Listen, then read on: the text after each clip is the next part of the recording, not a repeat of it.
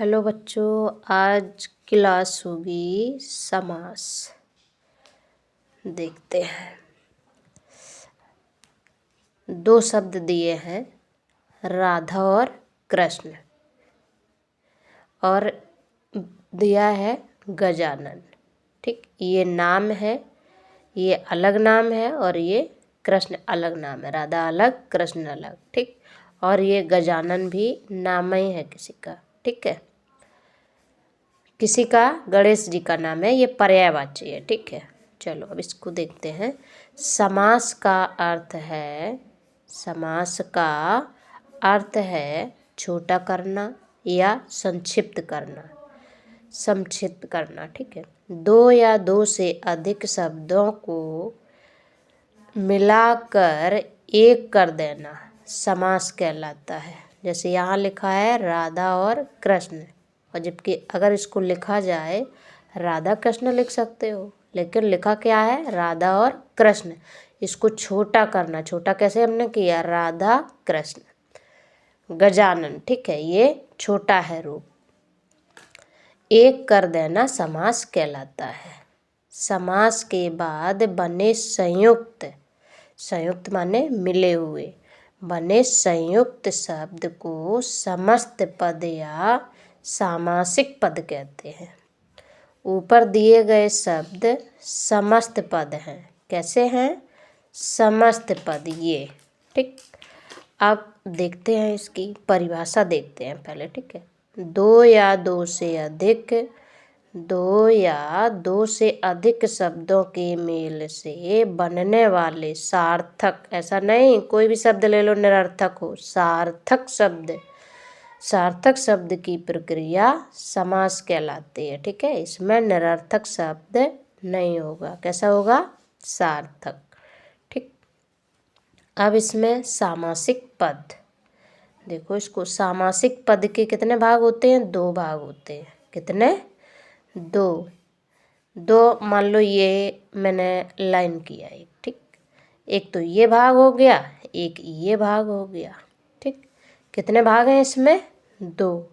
सामासिक पद के दो भाग होते हैं, जो क्या होते हैं, ये देखिए ये सामासिक है, सामासिक पद है। ठीक है, और इसके भाग कितने हैं, दो, पूर्व पद और उत्तर पद।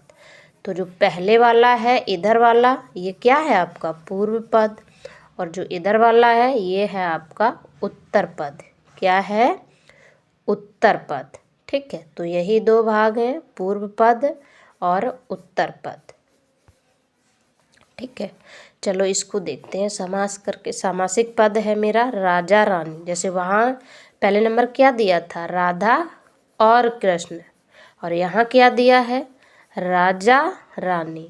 अब इसमें जब बीच में अगर हम लगाएंगे तब क्या लगाएंगे, योजक चिन्ह लगा है। ठीक है, और योजक चिन्ह जहाँ लगा होता है वहाँ क्या है, ये बताता है और का यहाँ हमें प्रयोग करना है या फिर इसमें छुपा दिया गया है, इस लाइन के अंदर समाहित है और। ठीक है, तो ये क्या है, राजा रानी।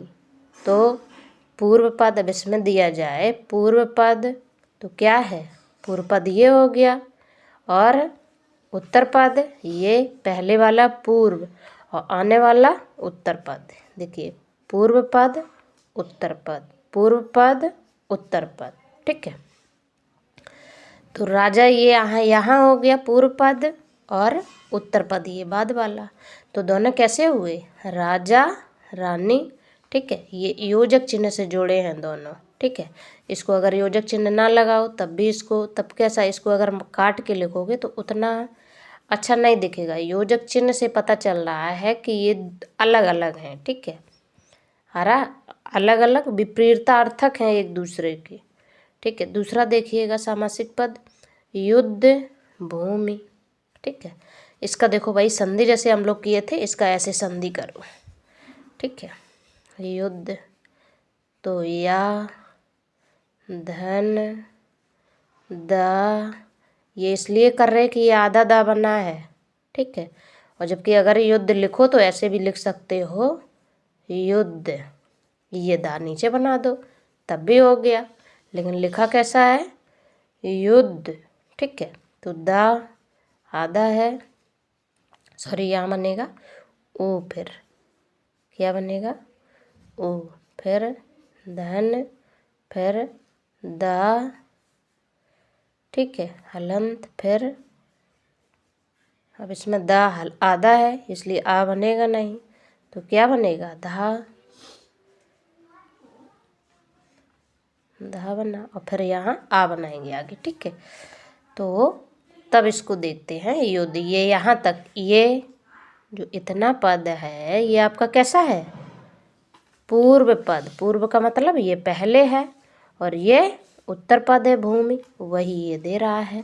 पहले पूर्व पद, बाद में भूमि जो है उत्तर पद, क्योंकि इसका खंड है ये अलग है। युद्ध माने लड़ना और भूमि माने लड़ने वाली जगह, ठीक है। युद्ध भूमि लड़ाई करने वाली जहाँ जगह है उसको देखिए, ये भूमि अलग है और लड़ाई एक अलग चीज़ है, ठीक है। यह शब्द अलग है और ये शब्द अलग है। युद्ध माने लड़ाई करना और भूमि माने जिस जगह, ठीक। तो वही इसमें दिया है युद्ध और ये दिया है भूमि। तो उत्तर पूर्व पद, उत्तर पद, पूर्व पद, उत्तर पद, ठीक। देखते हैं आगे। इसमें देखो कर्मकांड, तो इसमें भी दो शब्द हैं। कर्म माने काम करना, ठीक है, और कांड भी दिया है। ये अलग शब्द हो गया, ये अलग शब्द हो गया। कर्म पूर्व पद, कांड उत्तर पद, ठीक। राजकमल, राज अलग हो गया, पूर्व पद उत्तर पद। ये देख के जरूरी नहीं है इसको हम यहाँ लिखें, हम अगर इसमें समझ पा रहे कि ये पूर्व पद है और ये उत्तर पद है तो बहुत अच्छी बात है। जहाँ भी शब्द आएगा हम तुरंत पता कर लेंगे कि ये क्या करना है। इसमें मुझे दो भाग हैं इसमें, ठीक है। राज और कमल, पूर्व पद और प्रधान पद। पहले शब्द को पूर्व पद, अंतिम शब्द को उत्तर पद, वही यहाँ दिया है। पूर्व पद, उत्तर पद, पूर्व पद, उत्तर पद, ठीक है। देखते हैं समास विग्रह कैसे करेंगे। समास समस्त पदों को अलग अलग करना। क्या है, समस्त पदों को अलग अलग करना समास विग्रह कहलाता है। जैसे कैसे कहलाता है, अलग अलग करना। जैसे कि यहाँ ये राज अलग कर दिया, फिर यहाँ बीच में क्या है वो अलग कर दिया, वो भी लिखा, फिर ये कमल, ठीक है। तो पूर्व पद उत्तर पद यहाँ वही दे रहा है। समस्त पदों को कई एक शब्द मिलकर तब वाक्य की संरचना करते हैं। तो समस्त पद, पद माने जो एक लाइन में जितने शब्द आ जाएं तो वो पद कहलाते हैं, और अगर अलग अलग उनका अर्थ बोला जाए तब फिर वो शब्द कहलाता है। तो हमें क्या करना, समस्त पदों को अलग अलग करना समास विग्रह कहलाता है। जैसे समस्त पद, समस्त पद माने ये सारा पद है, अब इसे हम अलग अलग करेंगे, ठीक है। समस्त पद माने ये पूरा पद है। जैसे मान लो मेरे हाथ है, ठीक है, मान लो ये मेरा हाथ है और इसमें ये उंगली अलग है, ये उंगली अलग, ये अलग, ये अलग, ये अलग, और ये सब पूरा समझ लो तब फिर क्या है, ये समस्त पद। और अलग अलग हो जाए तो फिर ये विग्रह, ठीक है। और ये अगर पूरा है तो समस्त पद। वही इसमें दे रहा है कि समस्त पद क्या है, घुड़सवार। क्या है, घुड़सवार। अब घुड़सवार का समस्त पद तो हो गया ये, अब इसका हम विग्रह करेंगे अलग, ठीक है। घोड़े पर सवार। तो यहाँ कितने पद हुए, कितने हो गए, 3 हो गए। यहाँ कितने थे, ये तो पूरा ही एक है। हाँ, यहाँ क्या हो गया, अलग हो गए, घोड़े अलग हो गए। घोड़े माने एक से अधिक है, और पर मतलब घोड़े के ऊपर, ठीक है। और सवार जो व्यक्ति है, सवारी करने वाला, तो घोड़े पर सवार, ठीक है। आगे देखिएगा चौराहा, चौराह, चौराहा, ये हो गया आपका। ये कितनी हो गई राहें इसमें, एक इधर चली गई, एक इधर, एक इधर, एक इधर, तो ये क्या है, चौराहा, ठीक है। राह माने रास्ता, हाँ, और चौ माने 4, तो 1 2 3 4, ठीक। चौराहा, 4 राहों का समूह, समूह माने इकट्ठा, ठीक, समूह माने इकट्ठा करना। देखो दूसरा समस्त पद, राजकमल क्या है, सॉरी राजमहल लिखा है, ठीक है, राजमहल, तो इसमें ये क्या है, एक शब्द में बोल दिया गया। और जब हम विग्रह इसका करेंगे, विग्रह माने इसको अलग अलग शब्दों में बांटेंगे, तब कैसा होगा, राजा, राजा का महल, महल माने घर या भवन, ठीक। माता पिता क्या है, समस्त पद में क्या दिया है, माता पिता। तो जब विग्रह करेंगे तब क्या होगा, माता और पिता, तो ये जो योजक चिन्ह है यहाँ और छिपा हुआ है, ठीक है।